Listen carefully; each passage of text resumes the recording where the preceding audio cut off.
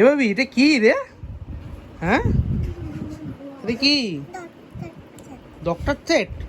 ঠিক আছে, তাহলে তুমি রানী পিসিকে একটুখানি চিকিৎসা করে দাও তো। দেখো তো রানী পিসির কি হয়েছে।